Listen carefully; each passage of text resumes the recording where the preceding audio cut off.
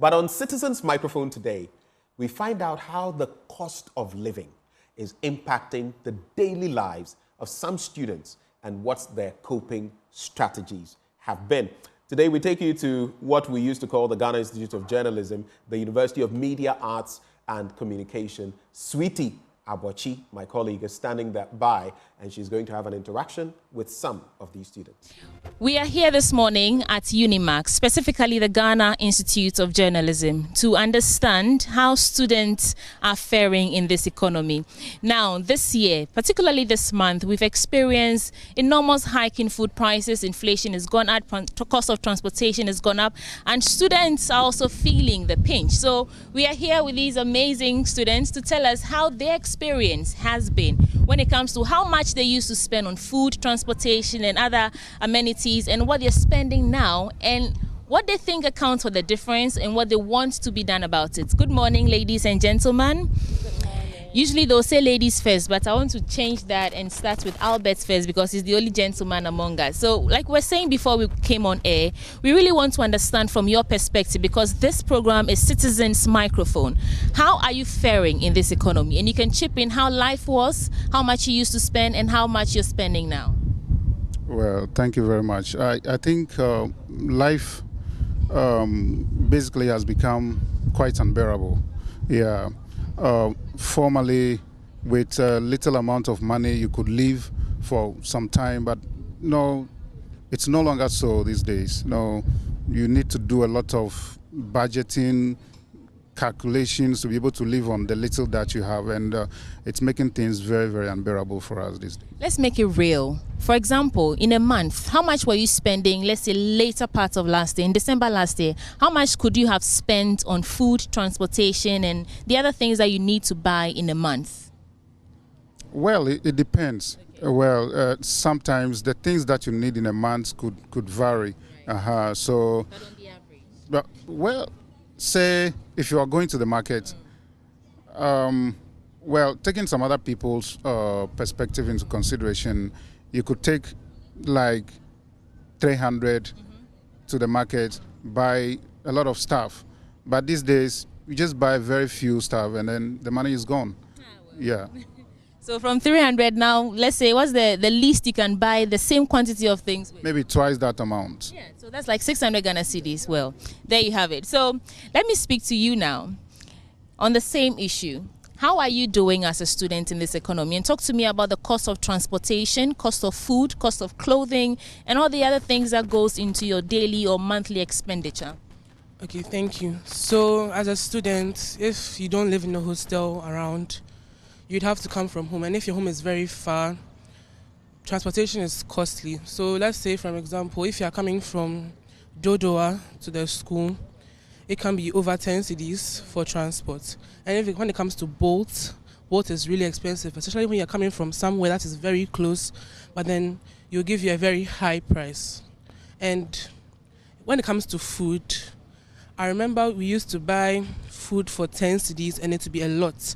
But now food starts from 10 cedis and above. It means you have to spend more on food to survive. Does it satisfy you when you buy 10 cedis? What's the quantity of food that you get for 10 cedis now? Does it satisfy you? Well, it depends on the kind of person that's eating. If you are a person who really likes food, it won't satisfy you. But if you're someone who doesn't like food as much, it would. But it's a lot, and the proteins too are very much expensive. Yes. Let me just chip in that, recent statistics show that most households spend over 40% of their income on food. Food alone. If you're spending over 40% on food, what is left to go into savings, clothing, transportation? Talk to me. For me, I'll say that at first, I used to spend like 100 Ghana cedis on everything, like transport, food, and all the sweets that I'll buy on campus when I come. But is that in a week, a day, or a month? A day, just a day. From me coming from my house to the school, I spend like 100 cedis. But for now, I spend like 200 cedis and above, and that's so much. Like, it is too much. What are your parents saying about all of this? Are they able to give you the 200 and above? Yeah, for them, they are able to do that because they are there to provide for us. But I know that definitely they'll be complaining in their heads and then they'll be struggling with it. But because we are their lovely children, they have to do it for us. So me right now, for you to give me 100 Ghana cedis 10, I want $100 5. It's okay for me. Why is that? I want to stay on this for a bit. Is it because you understand that the value of the cedi is depreciating? What are you trying because $100 is like 1,000 plus. So just imagine getting 2 of it. It's not even easy. So it is cool. So right now our value of money is down. It's really, really down. 100 cedis is nothing. If you remove 100 cedis right now from your money, that's all. The money will vanish. You wouldn't even see it. The money will vanish. You agree? Yes, I agree with her. Very, very cheap because, like my friend said earlier, sometimes you go and buy food. I'll just sit there and look at the food. I'll be like, no, this was not the then economy. What is going on? I have to go and buy more and add to the food. And by the time you check your pockets, the money is finished. You call that they want money. You know the economy is hard. You know the economy is this. So your parents will complain. Yeah, they complain. The economy is so please manage for us. It's not easy for them. Sometimes they'll give us 100 cedis to go and buy cook. We'll buy fufu, we'll do the soup. Even there'll be leftover for the next day. But now 100 cedis, you can't even do anything. Just light soup. You spend like 200 just to do light soup. Tomatoes, one is 5 cedis. Egg. Hey, like egg. Cocaine. Tomatoes is now cocaine in the system. Like you can't even afford it. 1 tomatoes, 5 Ghana cedis. How do you expect tomato cocaine? That's a new one. Yes, it's too much egg. I was going to buy egg. The woman was like, egg is 3 cedis, 50 pesos. Ghana. Hey, like what's going on? What's going on? The question I'm throwing to you. Right now, the economy is too hot because I remember I was given 200 cedis last week, and now all we do now is that because we can't afford food, all we buy nowadays is a hungry man indomie, 10 cedis. That's what we depend on as students right now. That's the food that we started eating since last 2 weeks, and it's so. All you eat is indomie. Yes. Kibo Gary Soakings. Wow, because you cannot afford to buy wache and the rest. Say that again. Our parents are really suffering because money is very hard to come by, especially in this economy. So when they give us an amount of money, it can finish in a day. And when we ask for it again, they will start to complain because the value of the cedi is very low compared to other currency. Most of you are students of journalism and PR and some of the communication related courses. I want to understand, do you understand what's accounting for this hike in food prices, and do you understand what's causing all this? Anyone wants to give it a try? You spoke about depreciation of cedi. I just want to understand for us or for your parents, adults, sometimes we try to understand the issues, and we know that inflation means that pegged against the dollar, our money is like not performing well at all. And do you understand how that ricochets into transportation and food and all that? I just want your understanding of what you think is happening. Okay, I feel like we as a country right now, we depend on the foreigners. So we mostly buy goods outside and then they import it in the country. And then because their money is higher than ours, it makes ours more expensive. Yeah, so that's the reason why things are really expensive in the country, because like $100 is like 1,000 Ghana plus. So just imagine we just imported something for $100, just 110, and then for us like 100 Ghana cedis is very low. It can't even buy anything in one day. Okay. Yeah. I would also say mismanagement of our resources. The government. I'm not necessarily saying MPP or NDC, no. But I'm saying whoever is in charge, please manage our resources well for us. Because we are suffering. It's too much. The resources are not utilized well. Sister, how do you mean?